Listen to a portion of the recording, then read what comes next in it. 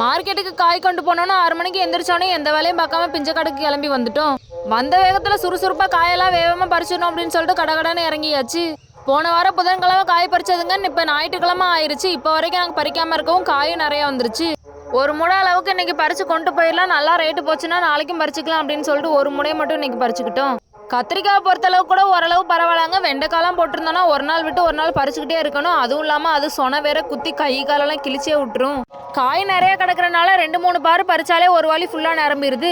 ஒரு வாளி போய் கொட்டிட்டு திரும்ப வர்றதுக்குள்ளே இன்னொரு வாளி நிரம்பிடுது. இன்னைக்கு எப்படியே கொஞ்சம் சீக்கிரமாகவே காய் எல்லாமே பறிச்சு முடிச்சிட்டோம். பனியும் இன்னைக்கு அதிகமாக விழுகாதனால ரொம்ப விடிஞ்சு போன மாதிரி இருக்கு. மணி என்னமோ 7:30 ஆகுது. ஃபைனலாக ஒரு வாளி இது மட்டும் போதும்னு சொல்லவும் கடகடன்னு அதையும் பறிச்சு முடிச்சுட்டு அப்பாடா வேலை முடிஞ்சிச்சேன்னு அப்படியே நிமிந்து பார்த்தா எங்கள் அம்மா இன்னொரு வேலையை வேற கொடுத்துட்டாங்க. பூச்சிக்காய் தனியாக, நல்ல காய் தனியாக, முத்தக்காய் தனியாக எல்லாத்தையும் தனித்தனியாக பறித்து நம்ம சாக்கில் எல்லாத்தையும் கொட்டி வைக்கணும். நம்மளோட ஆராய்ச்சி திறமையெல்லாம் காமிச்சு ஆராய்ச்சி பண்ணி காயெல்லாம் பிறக்கி வச்சாச்சு.